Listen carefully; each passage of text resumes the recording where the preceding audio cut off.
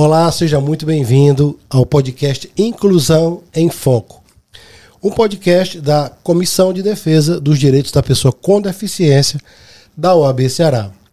E hoje nós vamos nos apresentar para você nos conhecer, saber o que é que nós fazemos, qual é o nosso papel. Eu vou começar me apresentando. Eu sou o Márcio Chaves, eu sou advogado e também sou membro da comissão. Sou pessoa com deficiência e me autodescrevendo, eu sou moreno claro, tenho cabelos pretos, estou usando um paletó e uma camiseta. Estou sentado na borda da mesa, à minha frente está o Dr. Emerson, doutora Janaíne e à minha esquerda a doutora Verusca. É um prazer enorme ter você aqui conosco. Espero que seja de grande valia esse podcast e vamos começar. Vou passar agora a palavra para o Dr. Emerson para que ele se apresente. Tudo bom, Dr. Emerson? Tudo bom, Dr. Márcio. Obrigado aí pela introdução. Eu vou me autodescrever rapidamente. Sou um homem branco cis de 53 anos. Eu estou aqui com paletó azul claro, camisa branca, gravata de tons azuis. Estou usando aqui um headphone. Eu já fui posicionado aí pelo Dr. Márcio, aqui olhando de frente para ele, entre a doutora Janaíne aqui da mesa e o Dr. Lucas do meu lado. E o meu sinal em Libras é aqui a letra E, aqui ao lado da bochecha. É muito bom estar aqui. Eu estou como presidente da Comissão de Defesa dos Direitos da Pessoa com Deficiência.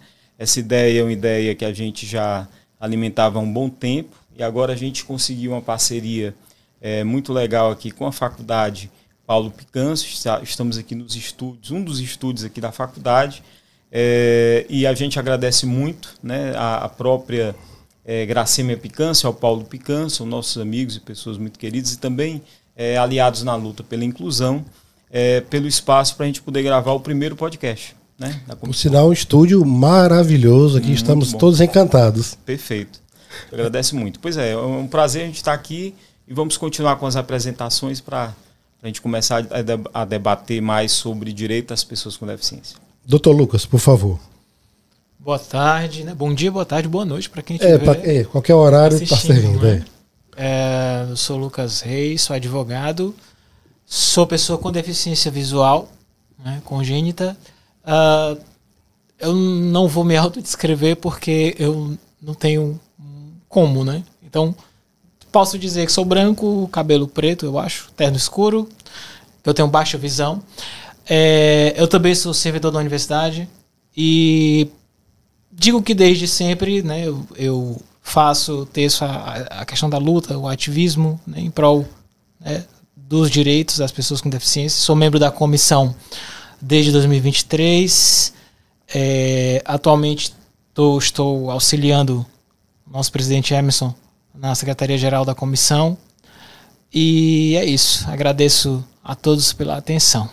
Passar para a doutora Verusca. Doutora Verusca, por favor.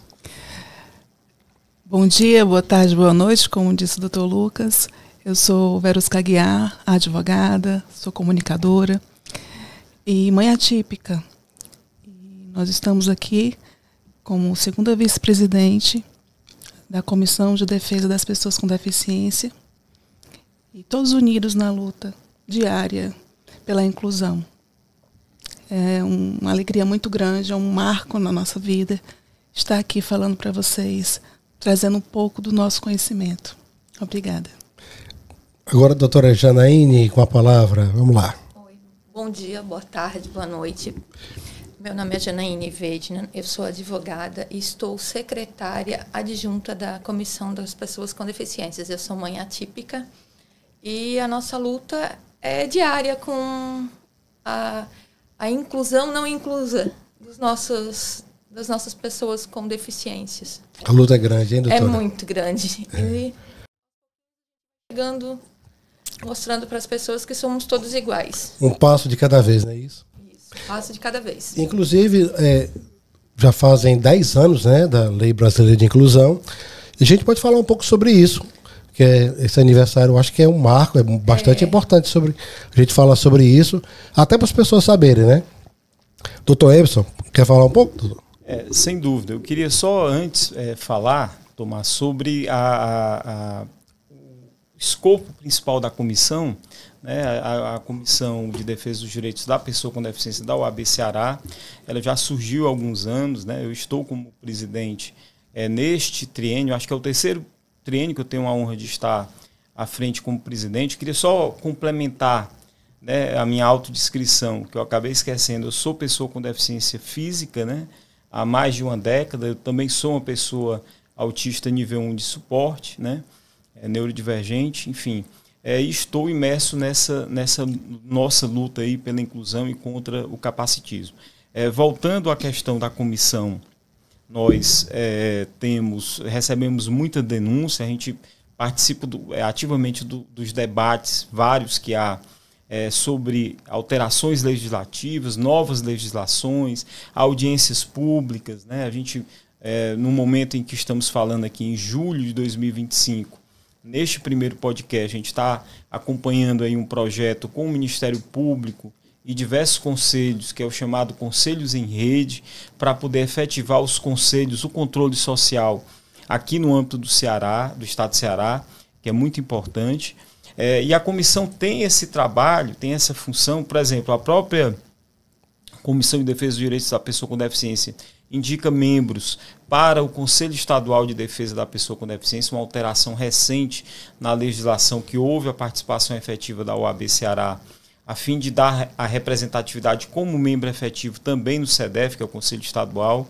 Então, enquanto sociedade civil, a gente está ativamente participando e provocando termos interinstitucionais com o TJ Ceará, com a própria Justiça Federal sobre tomada de decisão apoiada e curatela, enfim. São diversos, não vou me estender nos exemplos, mas são vários exemplos da atuação da comissão junto com as demais comissões que compõem a OAB Ceará. Sobre a LBI, eu vou aqui pedir aos colegas e às minhas colegas, e só deixando claro que mais de uma década da positivação da LBI, da Lei Brasileira de Inclusão, Lei Federal 1346 de 2015, que ela não tem de vigência ainda, 9 anos e meio, porque ela começou a vigir a partir de janeiro de 2016, mas desde a publicação dela, é muito importante a gente destacar que ela vem crescendo, a legislação brasileira, o arcabouço jurídico brasileiro vem crescendo de conquista de direitos, né? Desde a própria Convenção Internacional da ONU, Decreto 6949 de 2009, internalizado ao nível de emenda constitucional no Brasil, o primeiro tratado internacional ao nível de emenda constitucional, e nós, assim, para poder construir mais políticas públicas e efetivar esses direitos, a gente teve depois, na última década, a LBI. E a gente tem diversas conquistas na área de saúde, educação e tal. Vou citar apenas uma para debate aqui, para a gente poder conversar. É o artigo 88, quando a gente trata da tipificação do crime de discriminação contra a pessoa com deficiência. Infelizmente, a gente ainda, isso não é muito informado. A gente tem vários casos de desrespeito que podem sim tipificar o crime de discriminação. Infelizmente não há um número grande ainda de julgamentos, mas isso diz muito respeito a você, pessoa com deficiência, a você que tem algum familiar ou está na luta pela inclusão e contra o capacitismo e preconceito à pessoa com deficiência, é que nós temos instrumentos vastos, inclusive tipificados como crimes, para quando, infelizmente, esses casos que acontecem tanto ainda acontecerem, você saber como provocar. A própria OAB é uma instituição que também, de certa forma, acolhe e ajuda no direcionamento desse tipo de denúncia aí. Bem, e sobre a LBI, eu acho que a importância é muito grande, a gente vai ter que marcar um programa específico sobre ela. Muitos assuntos. E eu queria que os nossos colegas aqui, as colegas, pudessem também comentar alguma coisa mais. Inclusive, um dos detalhes que a gente percebeu da LBI para cá é a mudança de como chamar pessoa com deficiência, que antigamente, até a própria lei antiga falava em portador de necessidades especiais, portador de deficiência e vários outros. Pessoa com necessidades especiais. Isso, tinham vários outros. E agora, com a LBI passou a unificar essa nomenclatura. Acho que desde a própria convenção já havia isso, né, Tomás? Mas assim, eu acho que a LBI ela vem solidificar. Embora você tenha até novas normas falando sobre isso. Mas eu queria ouvir também doutor Lucas, doutor Janaína e doutora Verusca para a gente poder discutir mais aqui.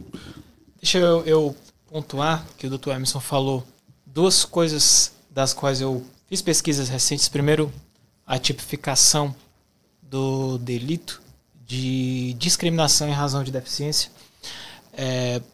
Realmente ainda existe uma carência muito grande de apreciações e até de reconhecimentos em torno desse fato, né?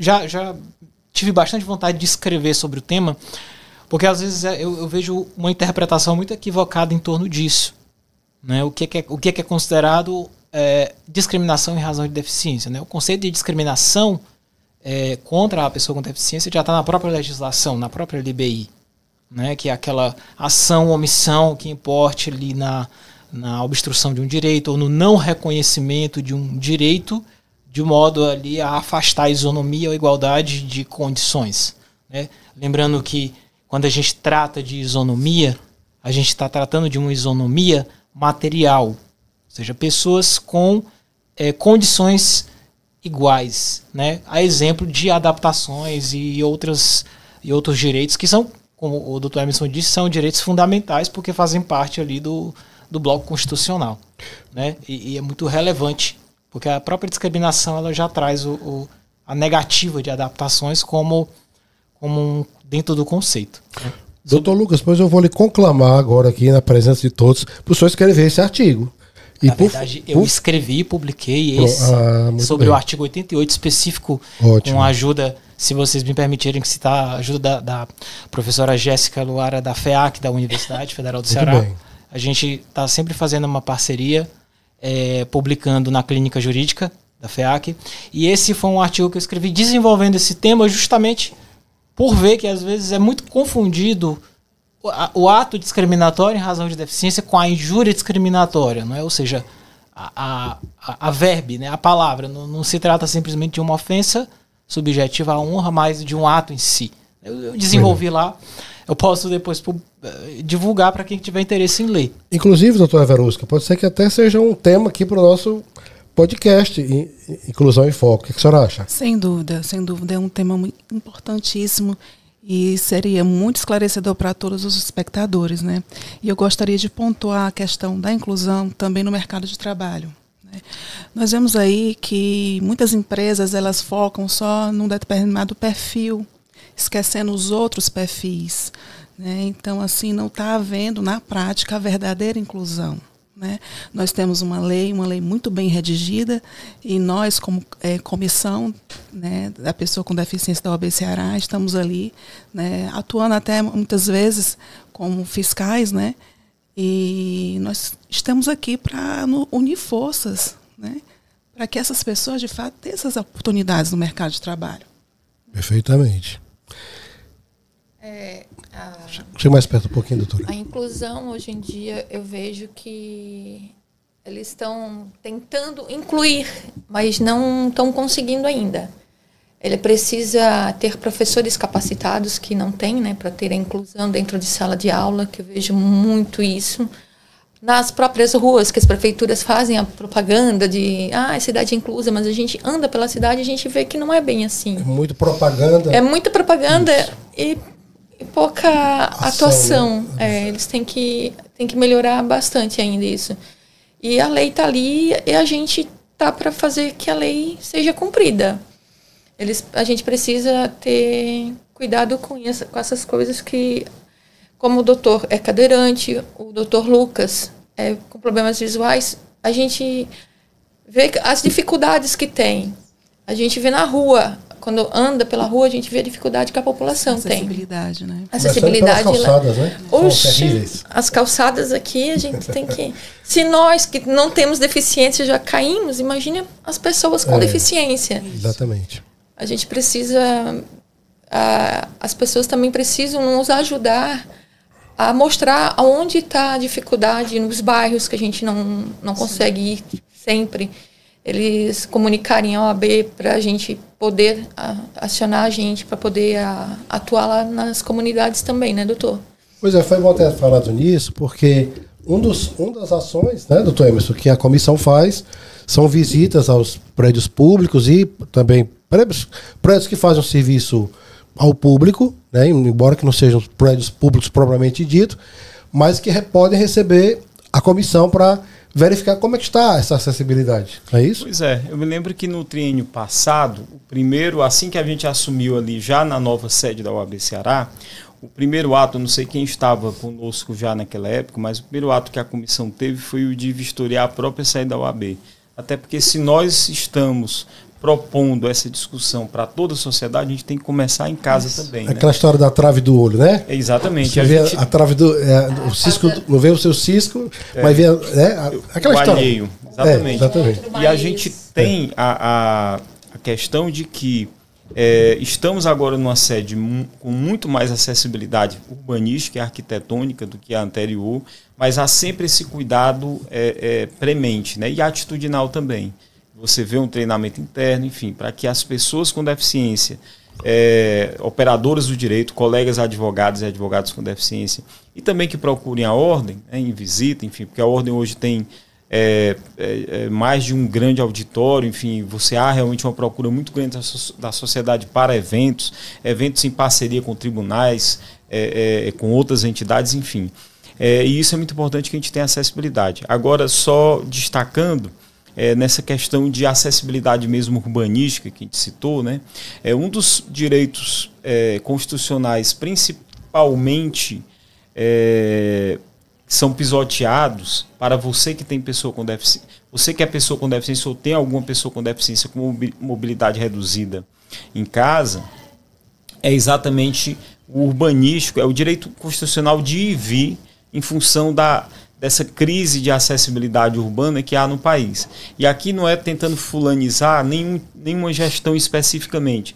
Gestões municipais, gestões estaduais, distrital e federal, você tem realmente imensas questões em relação à acessibilidade. Mas como nós moramos nos municípios, né, ou no caso do Distrito Federal, neles sim a gente tem realmente um problema imenso que para a pessoa com deficiência em função, seja ela um usuário de cadeira de rodas, seja ela, como o Dr. Lucas, uma pessoa com baixa visão, uma pessoa com deficiência visual, enfim, até mesmo uma pessoa autista com um nível maior de suporte que necessita você ter acessibilidade no passeio, ou mesmo não sendo uma pessoa com deficiência, né? Pessoas idosas, como bem citou aqui a doutora Verusca, a doutora Janaína, enfim, citaram muito bem.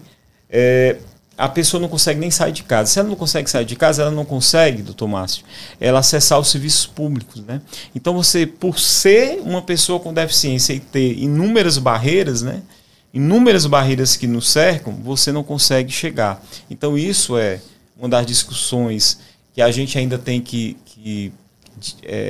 levar para os parlamentos também, para a gente eventualmente, eu acho que a gente não carece muito de legislação nova, isso é fato, né?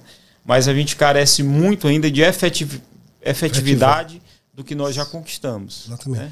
Aí, doutor, complementando um caminho, né?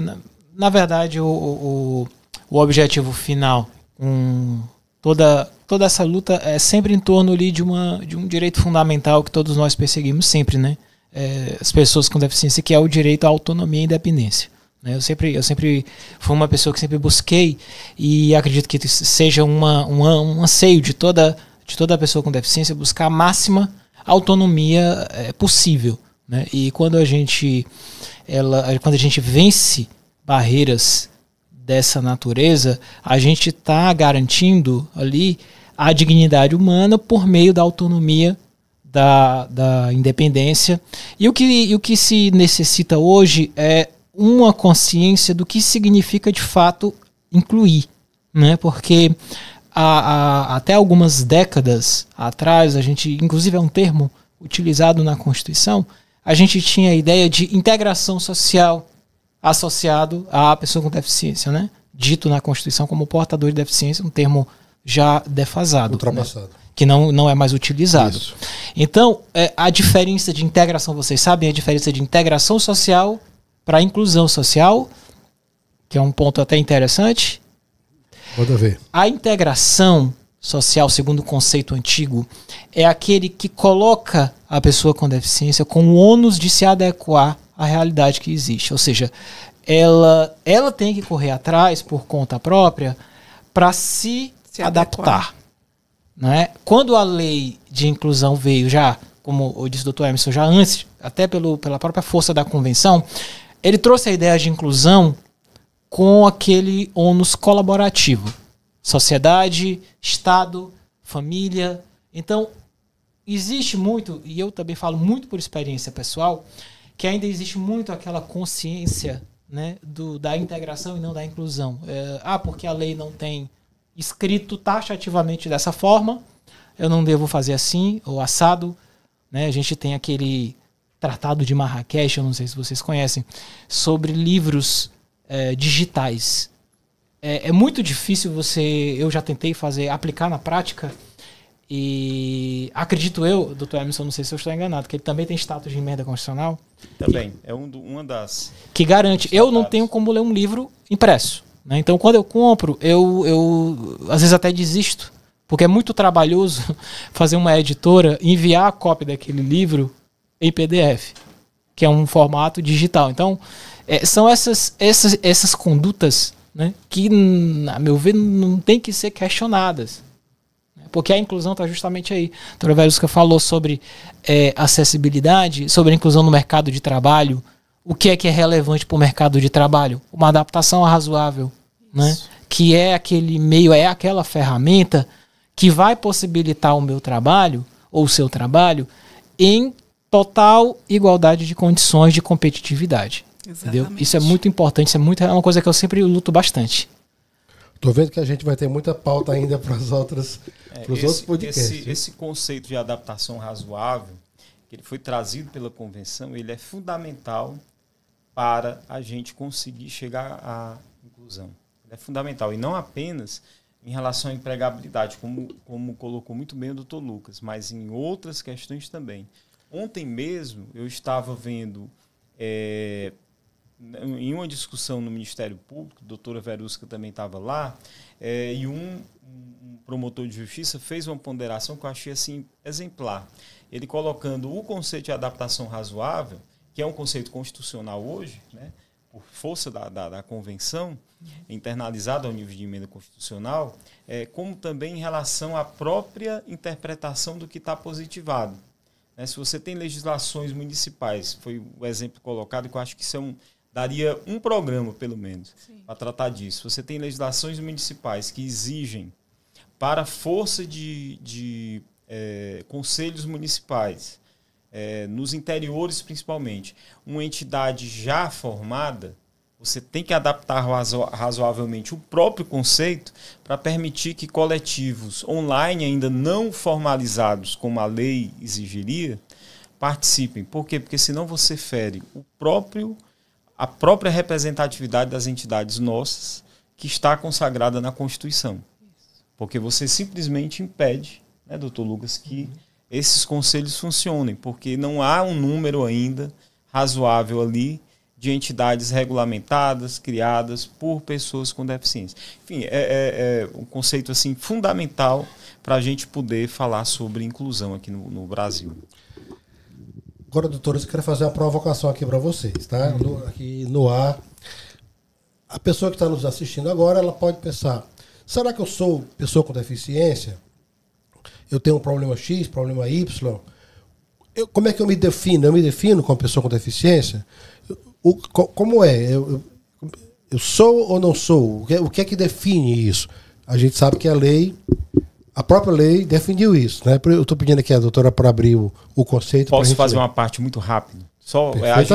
Nós estamos aqui hoje, foi até uma decisão nossa, em alguns momentos a gente está tentando ser o mais coloquial possível por conta do público que nos assiste, por conta para a gente tentar evitar cada vez mais o juridiquês e optar pela linguagem simples.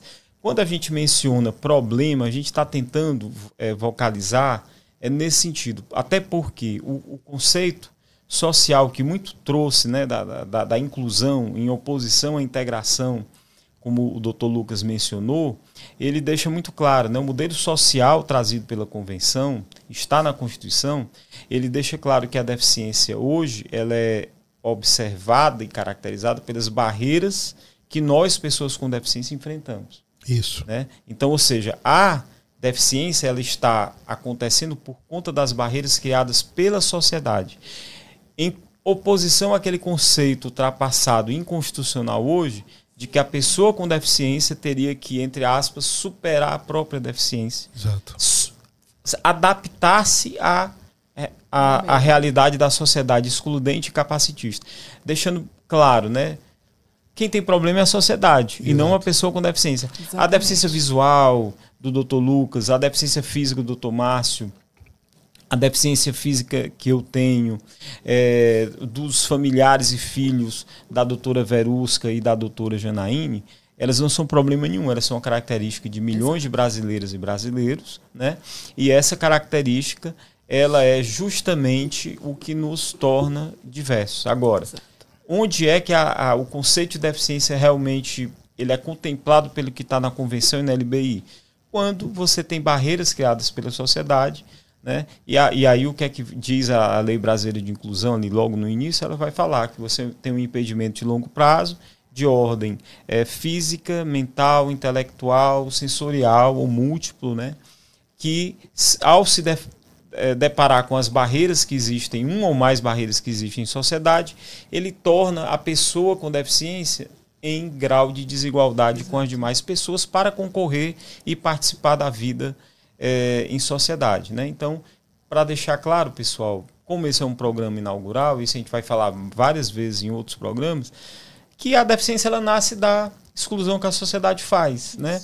Quando você tem, por exemplo, uma pessoa que utiliza cadeira de rodas por conta de deficiência física, ou como o Dr. Márcio utiliza uma muleta para utilizar, se deslocar no dia a dia, outro tipo de tecnologia assistiva também, se você não tem uma calçada acessível, se você não tem acesso à adaptação do veículo ou ônibus adaptados, ou seja, barreiras de transporte, rampas, né? Enfim, isso é que vai caracterizar realmente a exclusão e vai caracterizar de forma muito clara a deficiência. Perfeito. Doutor Emerson, se me permitir, só essa evolução, né? essa explicação para as pessoas entenderem, né? De um ponto para outro, né? Essa visão do modelo social que o Dr. Emerson mencionou, que já foi uma construção, que às vezes as pessoas podem achar que isso é uma coisa recente, mas isso não é recente. Isso foi um ativismo, uma ideia, um ideal que se iniciou nos anos 70 ainda, lá na Inglaterra, quando se buscava afastar a ideia de deficiência enquanto característica natural, enquanto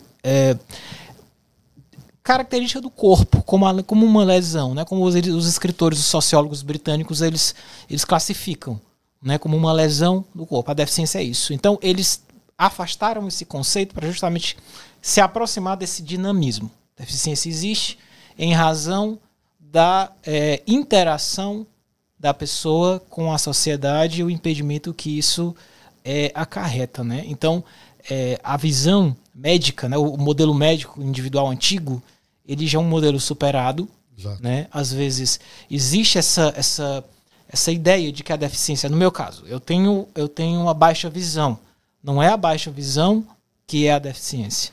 A deficiência é quando eu me deparo, a exemplo de um concurso público, onde eu vou realizar uma prova e eu não tenho as condições, as adaptações razoáveis para eu realizar aquela prova. Porque se eu solicito, preciso de um equipamento X ou Y, me dê o equipamento e eu concorro em igualdade com qualquer um, com qualquer candidato. Então, está nesse campo de garantir a isonomia, como eu disse, isonomia material, né? Isonomia, às vezes também existe a confusão.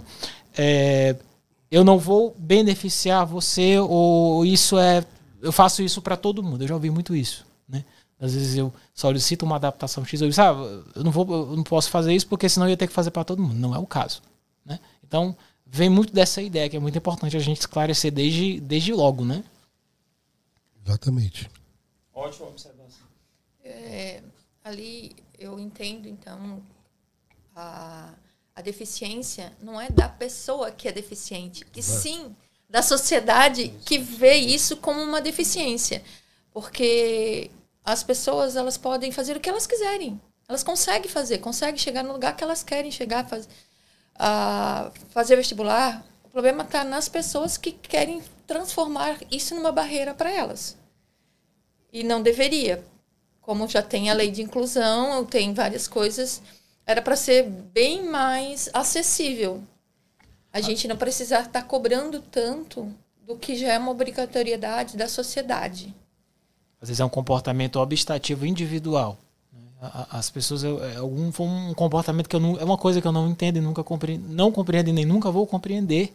Às vezes não tem custos, porque quando a gente trata da adaptação, a gente trata da adaptação em si, o elemento adaptável e a razoabilidade da adaptação. Quando não se trata de uma coisa muito onerosa ou desproporcional. Só que nem sempre isso é suficiente, né? E o Dr. Emerson me conhece, sabe que eu travo, às vezes, batalhas grandes em relação a isso. Batalhas homéricas. Né? Batalhas judiciais, de concursos públicos, de já ter visto. Não posso lhe conceder um computador, porque isso seria um dano enorme ao erário. Então, absurdos, né? Mas isso é um comportamento individual da consciência, né? Que a pessoa às vezes não olha que aquilo é essencial. Não é um privilégio. Entendeu? Posso só destacar uma coisa rápida? Enquanto você que está se deparando hoje com um concurso nacional unificado, por exemplo, outro concurso que a gente tem tido vários ultimamente, você se depara com uma série de acessibilidades e tecnologias assistivas que são ali garantidas.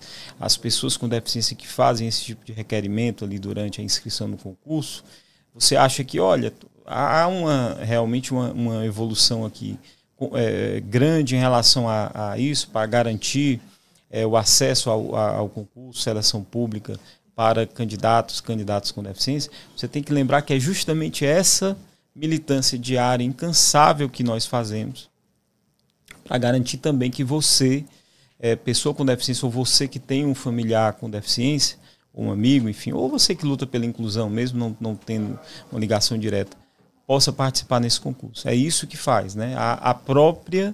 As gestões lato sensu, né? Mas aí, exemplificando na gestão federal, ela vem se aprimorando, fruto de muita insistência, muito diálogo e, eventualmente, judicialização. Não é, doutor? Vem, porque antigamente um traço que era muito marcante era... E é só título de exemplo também. Há 10, 15 anos, quando você abriu um edital de concurso, você tinha assegurado as pessoas com deficiência, né? O termo, na terminologia antiga que eles usavam, aí eles elencavam uma lista de adaptações, né? Eu muitas vezes fui questionado, você não lê Braille? Aí eu digo, eu não necessito, porque eu sou baixa visão. Então, foi uma luta muito, muito grande para a gente conseguir fazer com que se reconhecesse que condições dispostas em instrumento de edital, elas não são taxativas. Né? Perfeito. O que está ali é meramente exemplificativo. E as pessoas têm o direito, as pessoas com deficiência têm o direito de solicitar a adaptação que se adequa à sua necessidade. Né? Isso sempre foi um ponto muito... E vem evoluindo muito mesmo. O Dr. Emerson tem toda a razão. Quando eu prestei o exame da OAB, foi uma das coisas que eu fiquei impressionado, porque foi uma adaptação, né? Havia explícito no edital.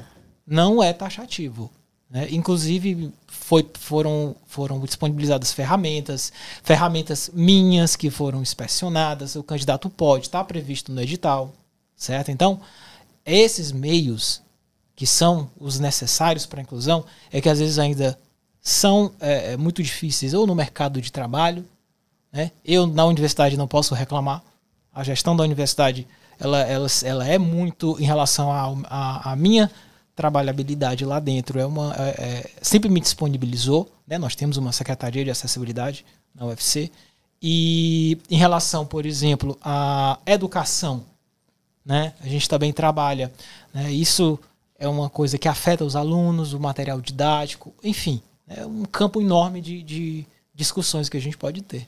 Ou seja, nós ainda temos que nos submeter a uma certa humilhação, muitas vezes por buscar apenas os nossos direitos. Acredito. Ainda Muitas hoje tem, vezes. mas era muito pior. Eu sei disso. Diariamente.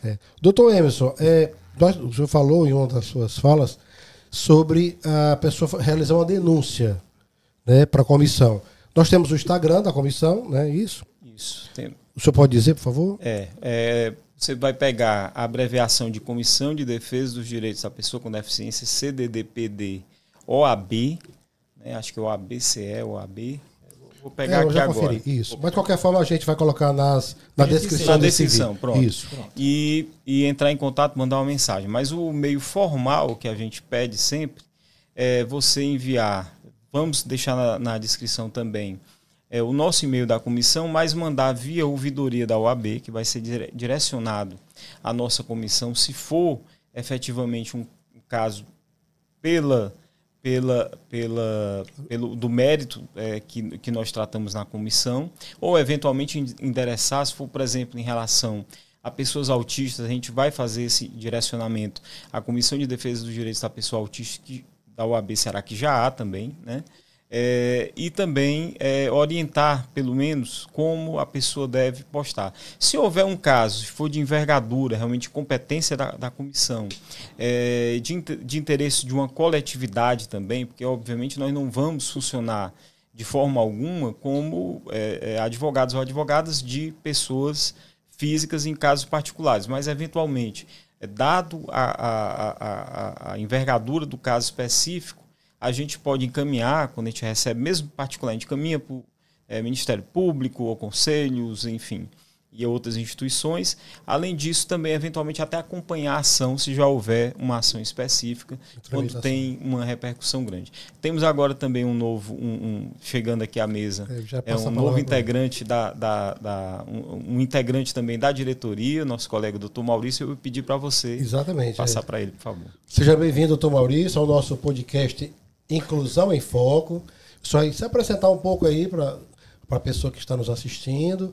E já que essa é a nossa primeira comissão, o primeiro podcast da comissão, justamente é para a gente se apresentar, falar um pouco sobre nós. Então, o senhor não poderia ficar de fora de jeito nenhum. Por favor, o microfone é todo seu. Muito obrigado. Eu acho que nós temos que comemorar, né? O primeiro podcast tem que comemorar que isso é comunicação, isso é informação. Primeiro de muitos, né, a gente espera. Exato. E onde chega a informação, a ignorância vai embora, a falta de conhecimento. Nós estamos comemorando 10 anos da LDB, Lei de Diretrizes e Bases, e eu acho que tudo que vier para somar só vai engrandecer para que a cidadania das pessoas com deficiência sejam sempre plenas. Eu acho que a plenitude é que dita regras para a convivência com felicidade e em busca de tudo que agrega. A minha permanência na comissão, eu fui levado, eu sou pai de um adulto com síndrome de Down, do Norton Lima, e essa condição, essa paternidade é que me fez se interessar cada vez mais pelo direito deles. Afinal de contas, o lema da felicidade para os filhos é o que agrega toda a felicidade para a família. Nós buscamos, tudo que nós buscamos, quanto família, é para a felicidade dos filhos, independente da condição dele. E o Norton é um rapaz que exerce a cidadania plena dele, funcionário da Assembleia Legislativa, a primeira pessoa Down a trabalhar na Assembleia Legislativa. Hoje ele exerce a função dele junto ao Museu da Assembleia e fazendo a participação social extremamente importante na Assembleia, levando informação. Ainda ontem, numa festa junina, ele estava presente, eu fui buscá-lo e ele me convidou a participar da festa. E eu vi a integração dele e o respeito que é dado a ele no local de trabalho por todas as pessoas que ali também exercem a sua atividade. Maravilha. Então, isso é que é um coroar da nossa LDB. É um coroar, é o lado positivo de tudo que nós tiramos. Nós tiramos isso para a família, são coisas simples que agregam, isso dá felicidade para ele. Eu vi o cumprimento de todos, dizendo que ele não pode faltar na Assembleia, no dia que ele não vai, se ele não for ao trabalho, o dia não é igual, que ele levou uma diferença muito grande de respeito dentro do local de trabalho, e dar um bom dia, receber um bom dia dele com um cumprimento e um riso, já é um coroar para um dia de trabalho feliz. Então eu senti que o que agrega é justamente isso, é gerar oportunidades. Sem oportunidades não existe inclusão. Inclusive hoje se fala muito, as empresas, até obrigatório ter, eles falam muito em diversidade, né? Muitas vezes esquece que a diversidade também tem que incluir pessoas com deficiência de todos os segmentos de deficiência, né? É importante que haja essa inclusão também efetiva nas empresas. E esse que o senhor falou aí realmente é muito interessante e é emocionante a gente ouvir esse testemunho. É muito importante, até porque a gente costuma dizer que nós não aguentávamos mais passar a mão na cabeça dos nossos filhos, chamar eles de bonitinhos e tchau, até logo. Fique lá no seu lugar. Você é muito bonitinho, mas nós não queremos você aqui, queremos você só junto da sua família. Não. As famílias querem eles na sociedade. Exatamente. E é justamente esse espaço que se buscou, que se brigou, para que eles ocupassem, se conquistou a duras penas. As empresas costumavam... né? As empresas diária, né? costumavam dizer que nós não estamos preparados. E o Lema, conversava sempre com o doutor Emerson quanto a isso, o Lema não é ele se preparar para o mercado de trabalho. É o mercado de trabalho se preparar para ele. Exatamente. Então, a figura do apoio é muito importante. A gente, lá juridicamente, a gente fez uma associação com o dia a dia. E lá na Assembleia foi criado, quando o Norton foi trabalhar, nós tivemos várias reuniões para isso. Eles preocupados, eu digo, não tem preocupação nenhuma, se prepare para recebê-lo como se recebe qualquer um outro funcionário. Então foi criada a figura do apoio. Qual seria a pessoa que ele recorreria quando ele tivesse dificuldade? E eu digo, não, a pessoa ele pode escolher depois que ele estiver no ambiente de trabalho. Ele escolhe essa pessoa, porque ele vai ter que conversar com todo mundo para poder saber quem é que ele quer. Pode confiar no apoio, que ele tem uma identidade. E ele foi, na primeira semana, ele foi perguntado, ele disse, não, eu já sei. Então indicou a pessoa, é uma senhora, uma das mais antigas do setor, que transmitiu toda essa confiança para ele. Isso é importante. Muito importante. E recentemente a gente teve com ela, até no aniversário do Norton, onde ela esteve presente, e ela falou justamente isso. Ele disse, olha, o Norton é de uma... Ele é perspicaz, ele é observador, ele sabe de todos os detalhes. Então, ele brinca comigo como brinca com qualquer pessoa da família.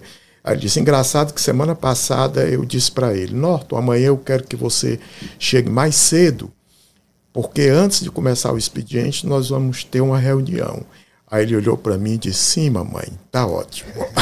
Ela disse, o fato dele ter me chamado de mamãe e começou a rir, foi muito gratificante, porque eu senti a segurança que ele estava tendo em mim na informação que eu estava transmitindo para ele. Então eu acho que a gente resumindo, porque quando se vai falar de filho, a gente termina engrandecendo esse momento da família, mas é justamente essas situações que fazem a vida. Isso hoje, quer dizer, o fato dele estar incluído dá uma segurança para nós quanto família, quanto pais. A gente já não tem mais aquela preocupação, quando a gente for embora, como é que vai ficar? Que era o que nós ouvíamos muito. E era a maior tristeza que nós ouvíamos.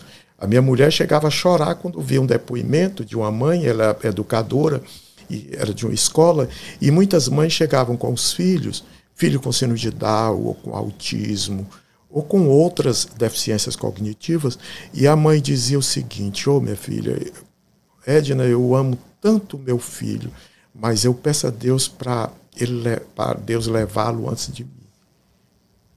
Porque eu não tenho confiança em ninguém e eu tenho certeza que ele vai sofrer.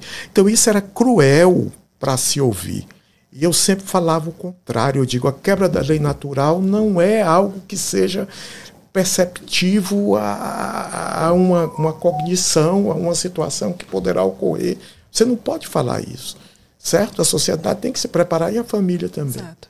Eu quero pegar um gancho aqui no que o senhor falou, porque essa grande preocupação, né, de toda a família, de todos os pais e mães e familiares, porque não é só o mercado de trabalho que tem que se adequar para as nossas pessoas com deficiência, é toda a sociedade, né? E é uma necessidade urgente de acolhimento, né?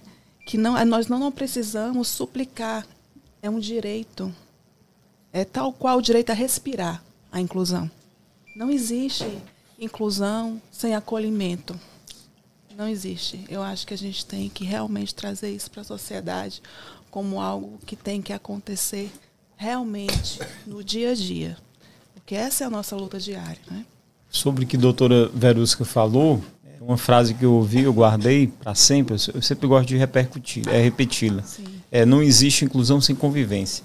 Isso tem tudo a ver com o que você disse, doutor, e com o que o doutor Maurício falou em relação ao Norte. Você falou também em relação ao próprio Arthur, né? Sim. Que é também outra figura fantástica, né? Obrigada. A doutora Verusca é uma mãe atípica, de um jovem adulto também, e ele também tem todas essas, enfrenta essas barreiras, algumas menos, outras mais, mas o que de fato existe é a necessidade de que a sociedade se adeque de uma maneira, de uma adaptação que seja rápida e também razoável, para que você não tenha mais barreiras no presente e menos ainda das que persistirem ainda no futuro. Eu queria só fazer uma pontuação muito rápida, como a gente tinha falado antes, doutor Maurício, que eventualmente se tiver alguma...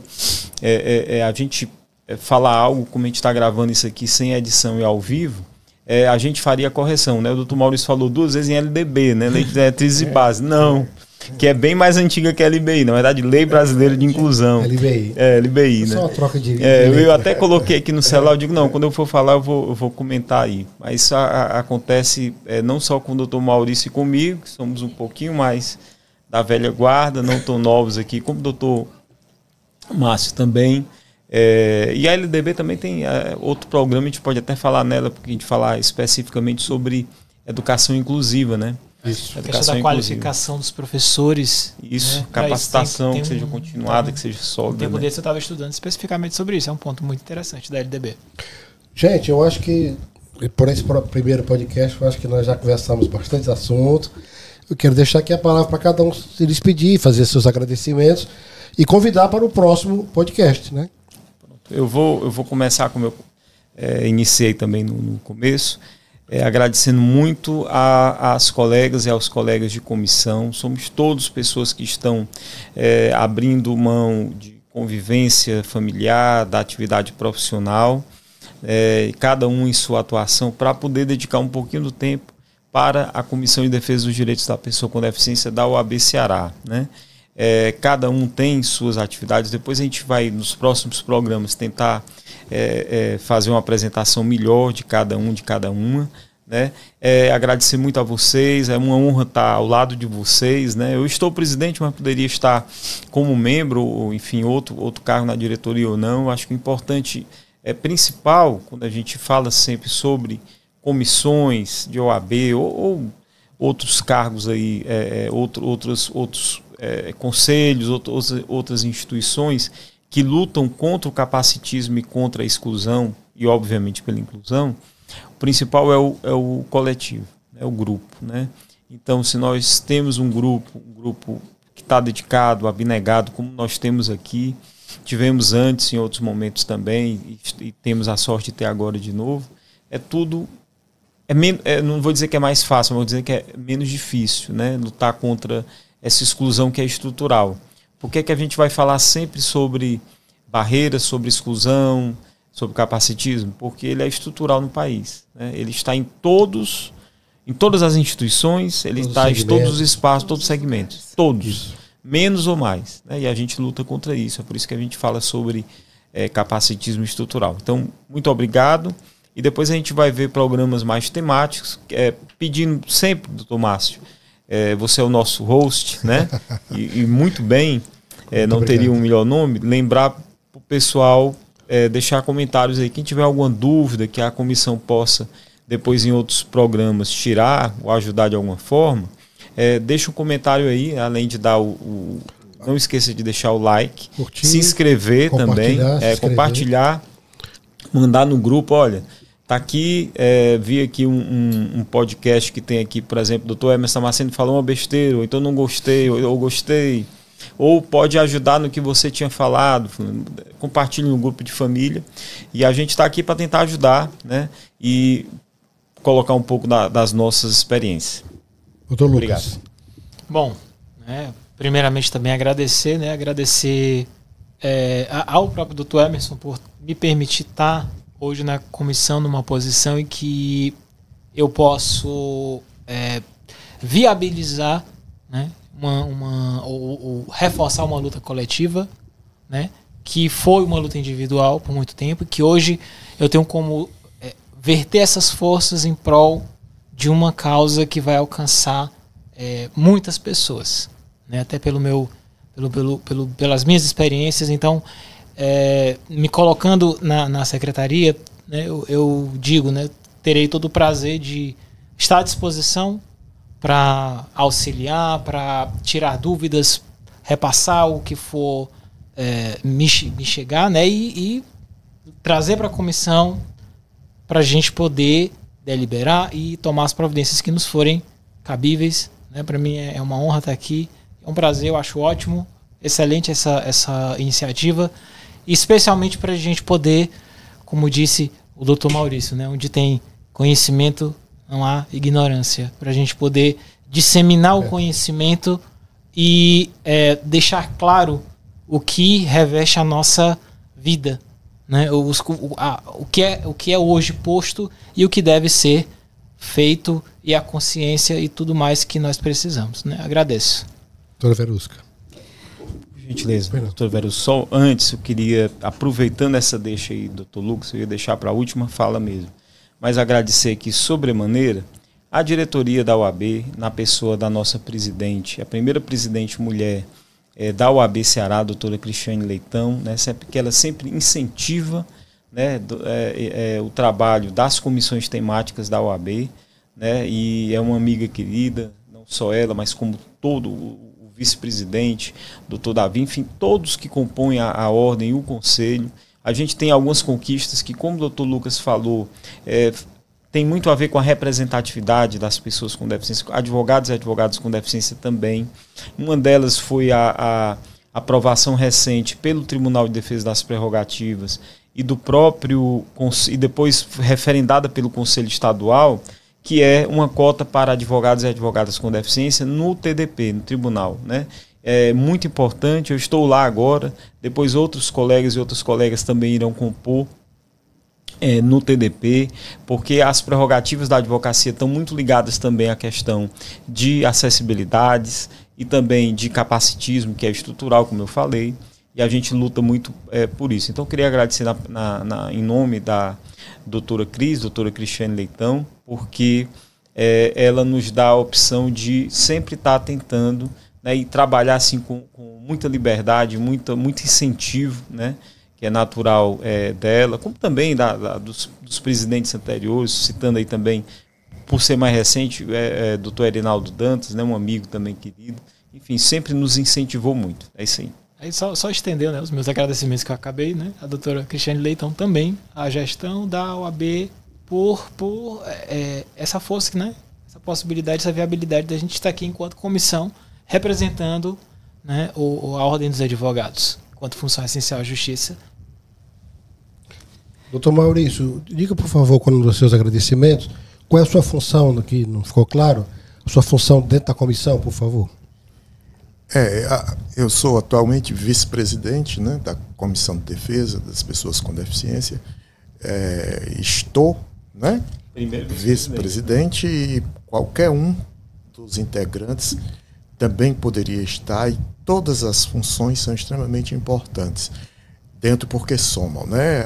Eu gostaria de fazer o agradecimento inicialmente ao meu filho, de ter nascido na nossa casa e de ter nos dado essa oportunidade de nos enveredarmos por um caminho tão bonito e tão belo, fazendo tão boas amizades, conhecendo pessoas tão interessantes que só agregam ao conhecimento. Eu acho, a minha filha, a irmã do Norton, ela é médica e ela diz sempre o seguinte: nós aqui dependemos dele, não ele que depende de nós. A preocupação dele conosco é uma preocupação que nos dá muita segurança. Então, primeiro agradecer a ele, agradecer a minha mulher, uma pessoa muito determinada, que deu à luz a um filho tão interessante, e na hora do nascimento, que ela viu o filho, nós estávamos muito apreensivos quanto qual seria a reação dela, e ela disse uma frase muito interessante na hora: como dizem e como sabem todas as mulheres que a maternidade é esse dom da sapiência que nós não temos. Ela, quando viu o Norton pela primeira vez, os médicos muito preocupados, ela disse: nosso filho é lindo, maravilhoso, e se Deus nos deu é porque nós temos condições de sermos felizes junto com ele, e quem sabe fazermos algo mais. Essa é a nossa missão. Eu juro que na hora eu não entendi o algo mais. Só depois foi que eu vi entender que o algo mais era tão interessante. Sim. Que superava toda e qualquer deficiência. Viu? Ela foi muito sábia, eu costumo dizer isso como forma de agradecimento a ela. E agradecer a direção da faculdade, né, que abre esse espaço tão inclusivo, não é, doutor Emerson? Não é, doutor Lucas? Para que nós possamos expressarmos o sentimento. Porque o que nós estamos fazendo aqui é expressar sentimentos, inicialmente nesse primeiro podcast, e nós estamos numa sociedade que retém esse tipo de sentimento humano. Todo mundo quer ser duro, todo mundo quer ser forte, todo mundo só quer falar palavras de comando. E na hora que se fala de sentimento, na hora que se fala de amor, eu acho que é o espaço que é nos dado para que esse coração seja aberto. Todos nós temos um sentimento muito forte por filho. A autorrepresentatividade que está aqui das pessoas com deficiência, que tem a nobreza de virem aqui, como o doutor Emerson, como o doutor Lucas, como o doutor Márcio, de virem aqui colocar a cara e dizer: eu sou feliz, eu estou fazendo algo mais, é porque nos deu essa missão. E a missão era muito superior à deficiência. Eu admiro muito vocês pela felicidade, pelo exemplo que nos dão. Eu já sou um homem de mais idade, né, Emerson? Nós somos da primeira geração, mais experiente. Talvez eu seja o mais antigo do grupo, mas eu continuo aprendendo muito com vocês. E muito obrigado, e que Deus nos abençoe. Deus no comando de tudo. Amém. Pessoal, estou emocionada. Todos nós. Gente, eu comecei esse podcast tão emocionada que acabei não me autodescrevendo, mas ainda é tempo? Há tempo, sim, sempre há tempo. Então, eu sou Verus Caguiar, sou mulher cis, 50 anos, branca, cabelo preto, estou vestida de um terno de xadrez, né, azul marinho com verde, camisa amarela, um colar de pedras coloridas no pescoço. E eu quero agradecer primeiramente a Deus por ter nos reunido aqui, né? Cada um de nós com história de vida, cada um de nós com uma luta que acaba sendo a mesma luta. Agradecer ao AB Ceará, né, na pessoa da nossa presidente, doutora Cris, do nosso vice-presidente. Agradecer ao doutor Emerson, ao doutor Maurício, ao doutor Lucas, ao doutor Márcio. Agradecer ao meu filho Arthur, né?